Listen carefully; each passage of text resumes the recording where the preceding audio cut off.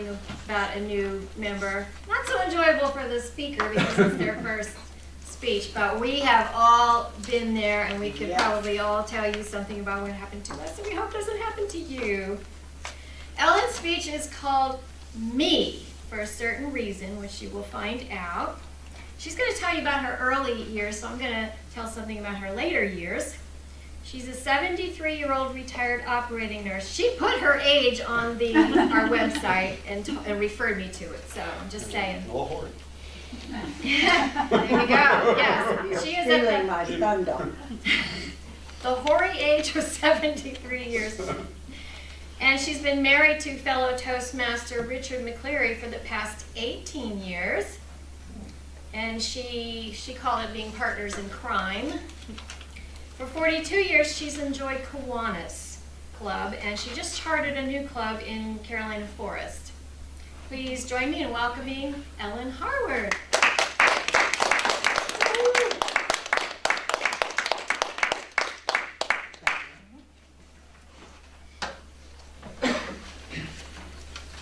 Madam Toastmaster, President Jamie, Toastmasters, and honored guests. Yes, I am Ori. If you don't believe it, just look at all of the gray hair that's in my head. I appreciate the opportunity to speak before you this evening. My subject is me, Mary Ellen. Maiden name, Tweety. Now we have met. Mary Ellen Tweety. I want to focus on my early years. I was born at home, as many babies were, in rural Virginia 73 years ago. I had 2 older sisters and an older brother. Guess what? I was the oops. I have been told that my brother said if it was a girl, he was going to run away from home. He did. But when he got hungry, he made sure. To show you the age difference of my siblings, when I started first grade, the sister next to me was a senior in high school. When I was around a year old, I started to chaperone my oldest sister and her boyfriend when they were allowed to take Sunday drives. When I was 4 years old, they got married. We ended up being best of buds until they both passed away. I was brought up in a family-owned business. My father was a Frigidaire dealer. It supported our family well. He turned the business over to my brother, and my brother turned the business over to his sons.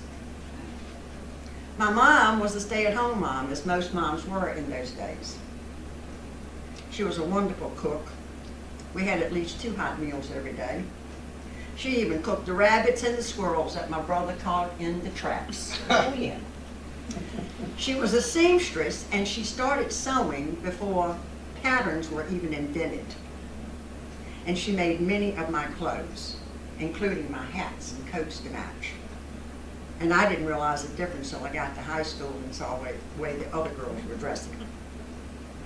I learned how to cook as my mother sat at the sewing machine, giving me directions how to fix supper. Life in those days was far removed from what the kids know now. And then one time you spent your time around the radio after supper, listening to Gabriel Heder, who was a news sport announcer, and probably none of you have ever heard of him, maybe a few have already. Listening to a show called The Shadow. Oh, And it always said, Shadow knows. But my favorite was The Lone Ranger. I even had a silver bullet that I got from joining the Lone Ranger Club.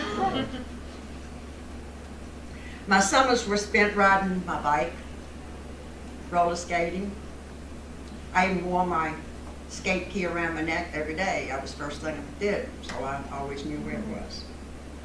Played in the creek, picked blackberries so my mother could make delicious blackberry pies.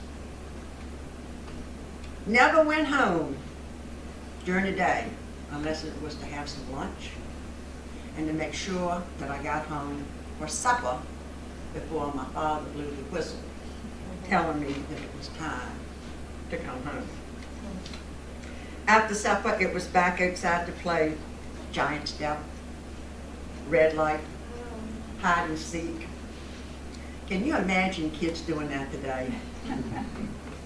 When I was 12, my grandmother, Mary Ellen Clater, came to live with us. On her 100th birthday, she got a letter from President Carter congratulating her for meeting this milestone. 1979, at age 102, she passed away.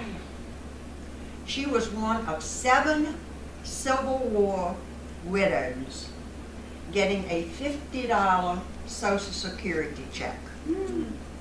And I can remember earlier it was $25.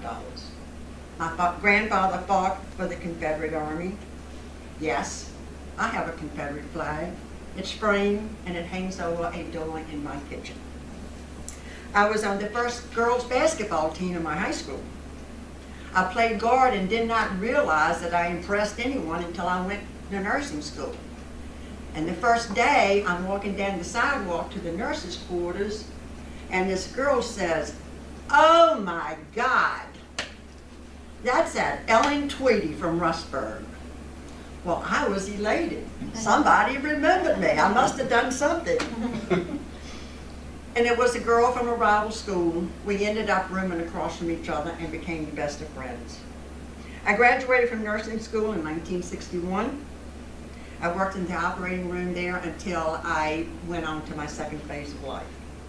I got married, although the marriage did not last. I have a beautiful, smart, and very successful daughter from this relationship. To better support myself and my daughter, I left nursing, and in 1974, I applied for and was hired among the first female pharmaceutical representatives. It was a good 15 years. I was fortunate to win many awards during this time. My second husband introduced me to Kiwanis. You've already alluded to that. And the fact that I am with Richard now, and we're both Kiwanians. I moved to the beach 4.5 years ago. I just organized the Kiwanis Club. And it was during this time that I met President James. And he is the reason that I am speaking to you tonight.